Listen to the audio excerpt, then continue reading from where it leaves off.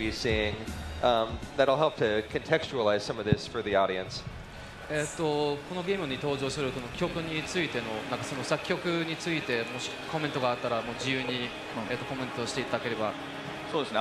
作曲はかなり有名なアーティストをやられている方々にお願いしてます。なので普通のなんでしょうね、アニメの曲とは違ってかなり本物っぽいっておかしいですね。日本の普通のアーティストが歌うような曲になっていると思います。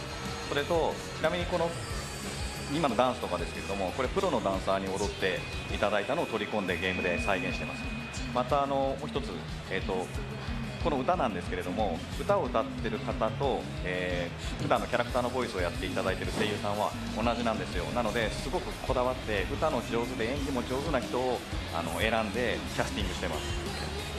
So actually, all the songs that you hear in this game are being handled, written, produced by famous Japanese songwriters who are in charge of producing famous, well-known Japanese artists. And so these aren't the types of songs that you normally see in anime. Also, the dances as well were choreographed by famous dance choreographers. And one of the things that we faced that was a bit of a challenge for us was the fact that all of the voice actors and actresses who appear in this game, who voice characters who have to sing, those voice actors and actresses have to sing their own songs. So we had to find people who were able to not only be good actors and actresses, but sing as well. That sounds challenging. Yeah, it's a real localization challenge, I think, as well. So she really dug the show, and this is going to touch. Really excited.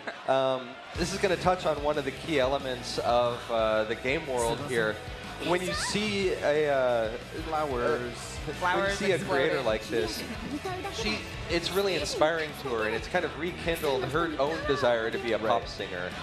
And I mentioned the idolosphere earlier, and I mentioned the mirages. These mirages are these otherworldly beings that are drawn to people's creative energy. It's called performa in the game. People who have a really strong performa draw these mirages to them, and the mirages come and they want to drain the performa out of people. But seeing Kiria's performance awakens Tsubasa's performa within her. She's really driven now. She wants to become a pop singer, and she's looking for a little encouragement from Itsuki, her friend. And I love that idea that, everybody has within them some amount, more or less of a creative spirit, and that becomes kind of this gameplay element in a really cool way that we'll see in some of the scenes coming up here. And I love her animations, and her determination and enthusiasm is really great. Yeah. And so she's asking me for a little encouragement, and I can egg her on, or I can tell her, no, you don't have a chance. Don't even try. How are you going to play it? You're going to be nice, right? I'm going to be nice. Yeah, be nice. Okay. For purposes of this demo, I'll play against character, and I'll be nice. She's really enthused about it, and now you're going to see something that the real world around her can't see, but it's her performa kind of being awakened within her. And this is going to be a kind of a triggering moment for the storyline as well. I wonder if we have very good performa. What do you think, Ethan? I would imagine you probably have the most performa out of the three of us, I don't know about that. Well, thank you. You're super creative, so. Day 2 of E3, I feel like my performance is still pretty high. Yeah, definitely. Still got that adrenaline. So she can see this happening, and you, Itsuki, can see this happening to her, but everyone around her can't see it. It's just you and your group of friends who all have the same ability within you.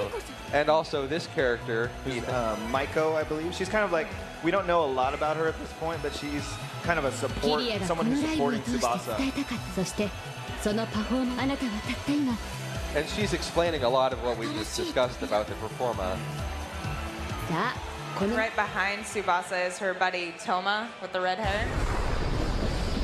But now that we've had this moment, this big experience of the performa being awakened within Tsubasa, the idolosphere is starting its incursion, and you're seeing Shibuya being basically invaded by these otherworldly beings.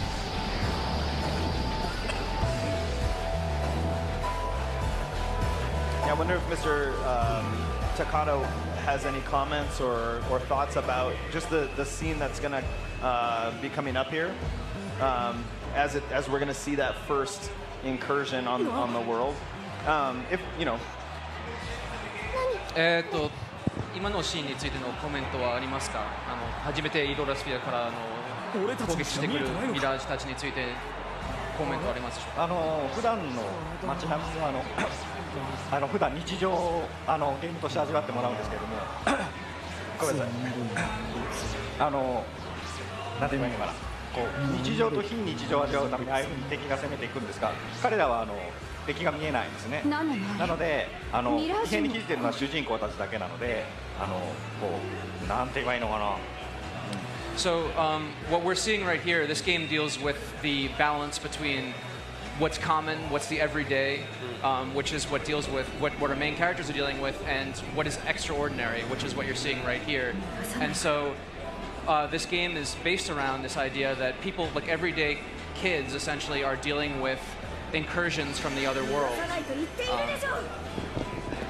What's happening around us at this point is the regular people, they're starting to have their performance drained, and they're having their, you could see them slumping during that scene, and their color is being drained out of them, and they're being filled with like a hopelessness and a feeling that they can't go on, that the weight of the real world is pressing down on them. And that's what happens when their creative energy is taken from them. So this is actually Kyria, right? Transformed, yeah. She has a super awesome gothy claw mic We really stand. need to talk about that microphone. We do. So she's transformed into another state, but she's a pop singer, and so when she transforms into this other state as a warrior, she still has this magic staff, but it's like a microphone with like the claw hand. And you're stab people with it or something. I love this aspect of the game. I love seeing all of the real-world elements with their idolosphere iterations. So right now, this is your first glimpse of one of the mirages. Right. But what's weird about this specific scene is that Tsubasa recognizes the girl that we're looking at right here. Yep. She's like the spitting image of her missing sister. This is a story element that we're not going to go too deep into right now. I don't want to spoil it she's much about the story. Been, introduced here. She's being called like Mysterious Lady. So, but whatever that recognition has done, it's driving her away, and she retreats into the 106 building, which is going to be the dungeon that we're going to showcase right now. I loved her character design. Her outfit and like the red eyes with the swirling triangles around her head. It's really awesome. The swirling halo is really cool. So you've got control back now. And you can see people aren't feeling so well after. Not colorful. You can see they're all anymore. drained of color, and it's just like it's become a bleak place now. Yeah. Well, I mean, the game is so colorful otherwise, and you saw before how all the people in the crowd were those colorful outlines, and it's really cool that now that this incursion has happened, everybody, like you said, is drained of that color. It's like, I like that. That symbolism is pretty deep, man. I love, too, that the muted people, they're muted, but they're all different colors. It's a really interesting design choice and really colorful game. So really quickly, that building that we just entered is like another major landmark in that area of Tokyo. And you probably saw this tall building, said 106. It's actually the 109 building in real Tokyo. And it's a sort of a fashion center, and now we're going inside it. And one thing that's really cool is we'll see that in this altered version of that building, you're still going to see the traces of the fashion that exists in the real world version of it. And don't worry, we're not ignoring the giant maid costume. We're going to get to that. But first, we're going to get a quick introduction to some of the Fire Emblem characters within this world. So the Fire Emblem characters, when they show up here, they're not the Fire Emblem characters that we know. They are from the idolosphere, and they have no memory of who they are. But not everybody in the idolosphere is sinister or evil. But you can see, like, this is Chrom, but he's got such a different cast to him. He's like a dark, kind of, like, He looks amazing. Dark awesomeness, I think is what you mean to say. I'm really excited, too, to see potential cosplays come out of this, because I feel like there's so many different choices, and I know people are going to jump on that. The costume design in this game is amazing. Yeah, it's going to be awesome. So we've now had the Fire Emblem characters. They're on our side at this point because we have given them our performa, and that has kind of awakened within their desire to help us. And you can see that manifesting. I now have a sword. Chrom's sword. That's actually Chrom's rapier that he usually starts out with in a lot of Fire Emblem games. And you can see I'm just going to walk around the dungeon for a little bit. I can see out on the field there's a Mirage off in the distance. He's going to notice me and he's going to charge me. So thanks to Crom's help, I might be able to stun him and stop him from... Oh, all right, he's coming. I'm going to hit a menu button instead. I feel like that's the right choice. Don't panic, bitch. There's a panic button. I didn't get the sword out in time because of my panic. We'll do that in a second. You can slash them, though, which we'll see. So we're going cold into this battle now, and we're going to show off a little bit of the way in which the battle system operates. What I love about what's happening here on the screen right now is you've seen Crom in his Mirage form, and you've seen Itsuki, and they now have taken on a more familiar form of Crom. It's sort of Itsuki as Crom. With super awesome face tattoos. Yeah, and it's no longer quite as sinister as it seemed before. This is a good chance for Mr. Takata to talk a little bit about the combat system, because we have elements of Fire Emblem's weapons triangle at play here, but we also have the Shin Megami system weakness, or Shin Megami Tensei weakness system in play here as well. ご存知のようにファイアーエンブレムって3組というのがあると思うんですが、それとは別にですね、アトラスの作る RPG のバトルシーンって基本的にその敵の弱点をつくことでよりバトルが有利に展開するっていうのがあるんですよ。でそれとその3組っていうのは非常に相性がいいので、ぜひそのスキルとか使ってですね、戦ってみてほしいなと思います。 So, as you guys know, what's famous about the Fire Emblem's combat system is the idea of the weapons pyramid and the relationship between weapons. And for the games that Atlas makes, generally there's a focus on finding, whether they're demons or whatever you're fighting, finding their weaknesses and taking advantage of them. So we thought during the development cycle that these systems go really well together, the idea of finding weaknesses and taking advantage of them. So for people who pick up this game and play it, I'd really like you guys to look forward to seeing what weaknesses you can find and how taking advantage of them will, reward you. No, I've done this just as a very basic attack. I didn't do anything fancy right here, but we're going to get into some of the fancier and unique elements of this game.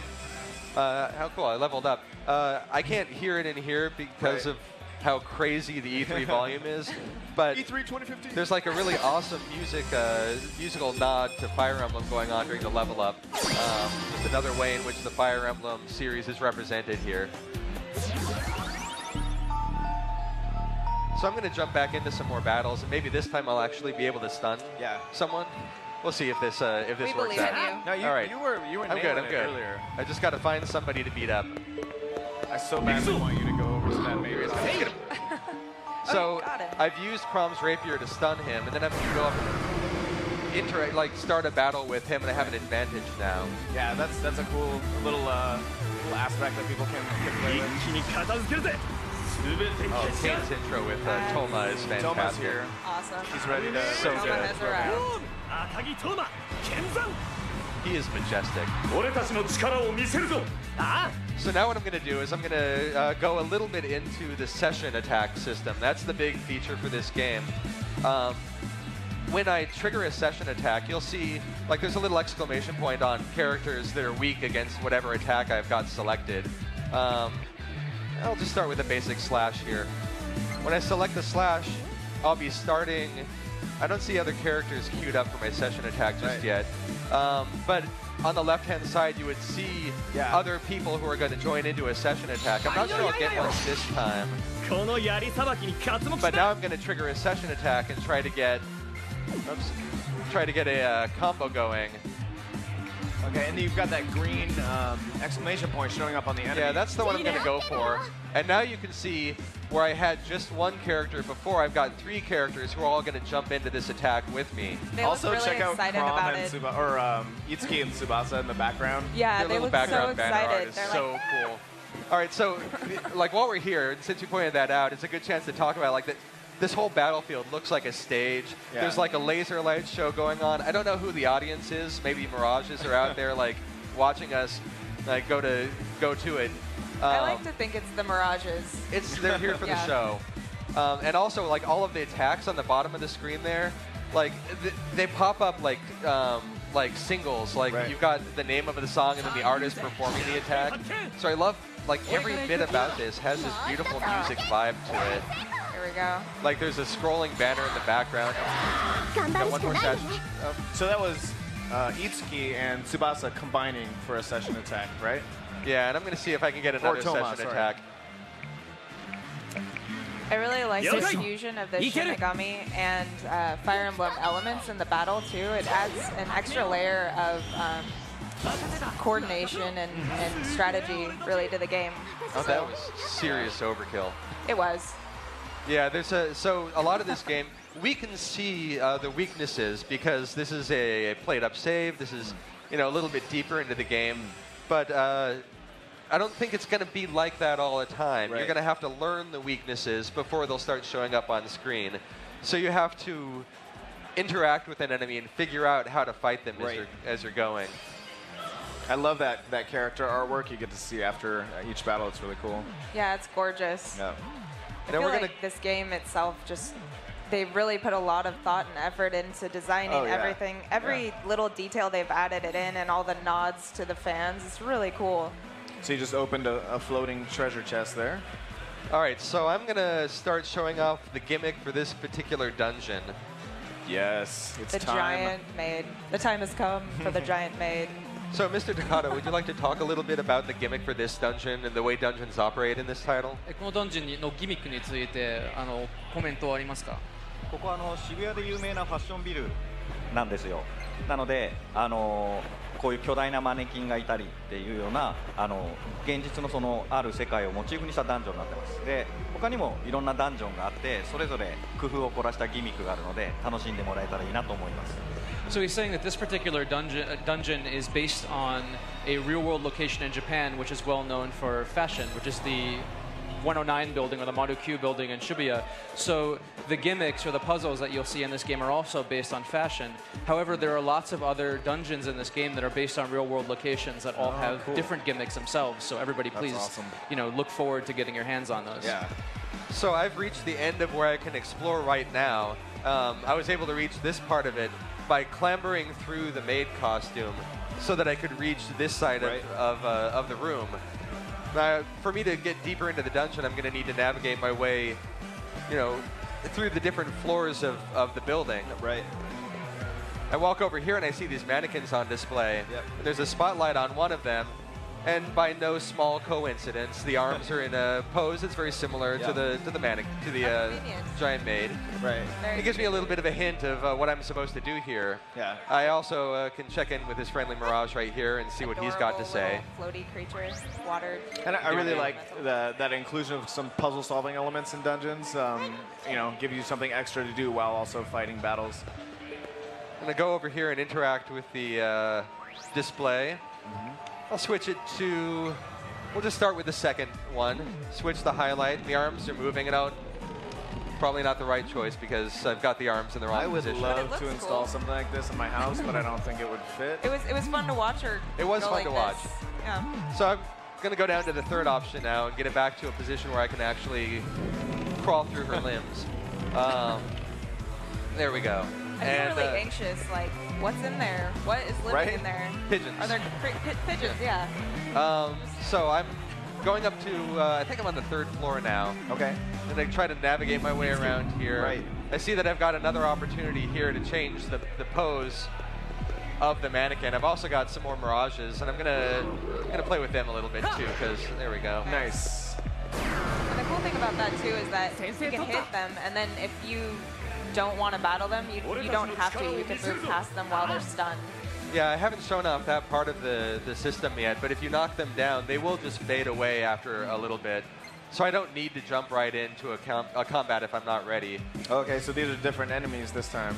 No, I love the two knights, sort of the centaur-ish looking guys on either side. They're like half motorcycle, half horse, half jousting dude. You need a horse.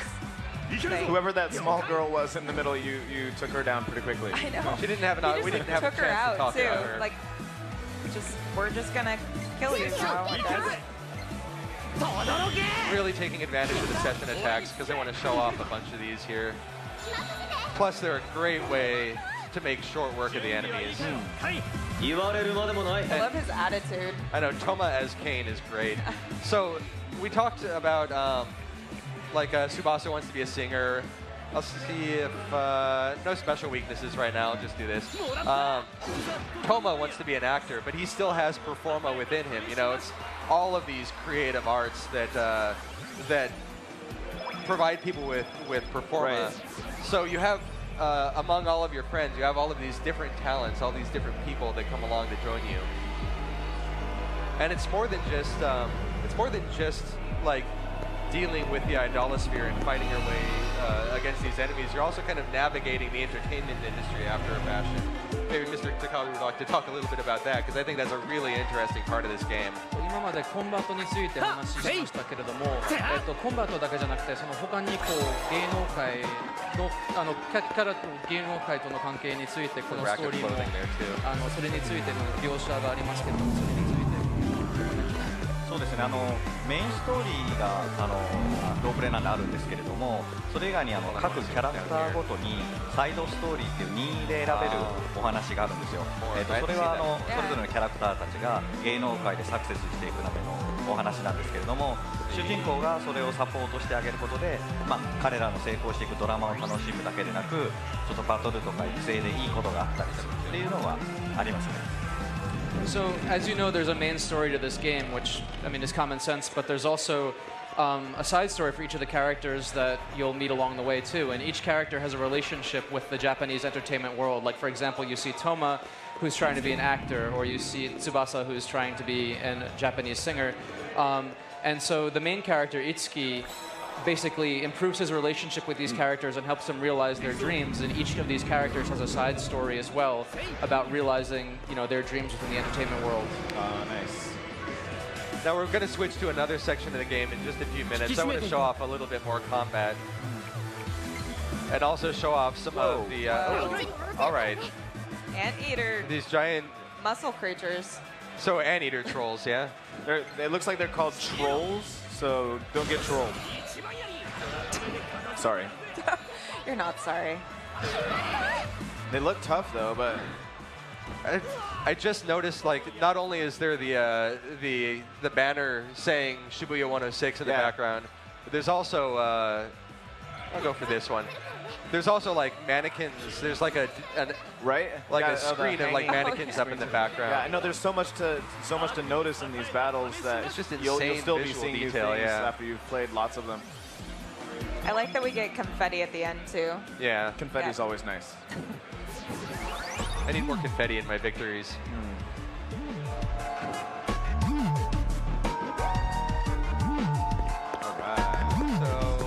This is an area that I'm not going to be able to get into just yet. We're only showing you a little bit of how the main dungeon flow operates, but there's a lot of areas that you can go back to and revisit later on. So it's not just like the core experience of the dungeon, but there's also some replay where you're going to have to go back and revisit them and explore deeper into some areas that you didn't get to before. I can't get around there yet either. On the other side, there's something around the corner that I can't quite reach. So are we going to jump to another location, or? Yeah, I think it's a good time to jump to another location. Everybody close your eyes as I switch to a different chunk of save data. Oh, you were kidding, sorry. It's subtle. I'm really subtle. We're going to jump over to Harajuku now. Okay. Oh, Harajuku, that's another Tokyo location. And just show off a little bit more of the real-world locations. And while we're exploring, this would be a good chance for Mr. Takada to talk about some of the research that went into this, because you can see that there's a lot of love and attention to detail that went into recreating all of these locations. 今原宿を探索しますが、その間高田さんにそのなんか各場所を再現させるためにどのような研究をされてきたんですか？そうですね。当然写真を撮影して街並みを再現するんですけれども、人がすごく多いんですよ。なのでなかなか資料の写真が撮れなくて、マップを担当している人たちは朝すごく早く起きて撮影をしたり、まだ電車が動いてない時間ですね、撮影したりしてすごく苦労してました。でちょっと細かい話でいくと、原宿のこの通りって実はもうちょっと道が狭いんですよ。でもそれじゃ遊びづらいんで少し広くしてたり、先ほどの渋谷とかは本当はもうちょっと広いんですけど、少し狭めに作ったりとかして、遊びやすさにも配慮してます。 So to get the locations to look as realistic as they are, we relied on taking pictures of the actual locations so that we can make the levels later. But in order to do that, we had to wake up really early in the morning when the streets weren't as crowded and when there weren't trains running. So there are some other things that you might notice, like for example, people who have actually been to Harajuku might see the Harajuku here and be like, wait a second, the streets in the real Harajuku are much narrower. Or, you know, you saw Shibuya before on the on Treehouse Live, but actually Shibuya is a lot more vast, but we tried to make it more compact so that people would be able to explore it easier, all to make the game feel a lot better for the player. I really love, I still, like, one of my favorite details about this is seeing all of the colored silhouettes of characters just living their day-to-day life. It's like it sets you apart, and it really makes you feel like you're off on your own adventure while the real world is still moving around you. You can see there are characters that are more clearly defined that you can talk to and interact with. You should maybe talk about the topic in the upper left. Oh, right, yeah, we should talk about the topic. Up in the top left corner, you can see a bunch of messages that are waiting for me. I'm getting messages from my friends all the time, and they're coming in on the gamepad. So the gamepad is basically working as like my cell phone. If we could switch to the gamepad screen and I could find my way to the topic stuff, I do want to show off what some of this looks like, just for some of the home viewers. If we could switch to the, they'll catch up. Okay, there we are. There we go. So you can see I'm getting instant messages from my friends. Right. And they take the form of, like, you know, very contemporary, like very modern feeling instant messages. I'm not going to spend too much time here because I don't want to spoil any of the story. But like the fact that you're getting these message updates regularly, we can switch back to the main screen again. Yeah. But the fact that you're getting these messages regularly is really great to me. It feels like I'm constantly getting like updates from my friends. I'm constantly getting asked where I am. Well, I have a chance to contact them and make like do some dialogue choices even within that instant message system. The Shin Megami Tensei series, for people who are familiar with it, has always brought real-world elements, you know, in a sort of a real-world setting to the RPG genre. And I love that there are things like the topic that are kind of updating that idea for, you know, more modern times, things that people will really recognize from their own daily life. Now I'm going to switch to a boss battle. I just want to show off a boss battle while we still have some time here. Take us in. This boss battle is it's a good opportunity to show off some more of the gameplay system. But it's also a recognizable character from the Fire Emblem series. You'll see him in just a moment. I'm excited. Recognizable if you played the Fire Emblem series. Right. Yes. If you haven't played the Fire Emblem series, get ready for a minor spoiler. There he is. So people may recognize him. He's actually Gangrel, and he was known as the Mad King Gangrel in Fire Emblem Awakening. But here you can see he's looking a little different. He's missing his eyes. His skin is kind of purple. And he's a Mirage, just like everybody else is, who's taken possession of a photographer, a fashion photographer. So you see him now sort of having possessed this guy, and now we're fighting him basically to free the photographer from his control. Mr. Takada, would you like to talk a bit about some of the other combat elements that we're about to get into, the Mirage attacks and the duo attacks, because I'm about to get really tied up in this battle. ミラージュタックとドアアーツについてちょっとご説明いただけますか。ミラージュアタックとドアアーツについて。Poor Gangrel, we'll wake him up. っていうのはクロムたちの力を解放して使う必殺技みたいなものなんですね。で本来先ほど連続で攻撃していた技があると思うんですけど、敵の弱点が使えない時とかにもそれで強制的についたり、で今ちょっと出た技とかは2人の協力技で、これは例えば翼とエレオノーラっていうさっき弓を使った女の子の2人をデビューさせることで使えるようになる技があったりします。So the Mirage attacks are what the attacks are, the attacks that you'll see where each character uses their own Mirage. So for example, Itsuki will borrow Chrom's energy, or Tsubasa will borrow Sita's energy, etc. And they're really helpful for like times where you need to hit enemy weak points. Also, I think you just saw duo arts go before, but duo arts are when characters will join up for an attack, kind of like a combo attack together for one. And I think that you'll see one with Eleonora and Tsubasa together. And sometimes you'll get these throughout the course of the story. Like, for example, when your relationship with the character, see if you press the... There you go. I'll go for this one. This is the duo arts. Yeah, this is the one that he's talking about. So it's really fun. You'll see Eleonora is the bow user who's on the right. And they'll unlock this throughout the course of the story as their connection with each other gets better. They'll learn new dual arts together. And this is a nod to the Fire Emblem franchise as well, with the dual attacks that you would have in Fire Emblem, where two characters would pair up. So I like seeing the way that this stuff comes into play. The fact that you get these by pursuing characters' side stories, really, I like the way that that feels, because it touches on what I love about Fire Emblem as well, like the building of relationships, the discovering of characters' backstories, things like that. That was so amazing. Let's see if I can... I'm trying not to kill him too quickly. The thing is, I have a serious advantage right now, because I've been given some characters that I wouldn't normally have access to at this point in the game, just so I can showcase. We've just launched Chrom's Mirage, and he's just going to go to town on Gangrel. I love Dark Chrom. He's so awesome. I'm going to go for another dual attack here, because I love the way this one plays out. Oh, wow, this is awesome. These two characters have a bit of a rivalry that you see play out in their dual attack here. I do hope we get that card attack again. I really hope that happens again. Right on his head. It's amazing.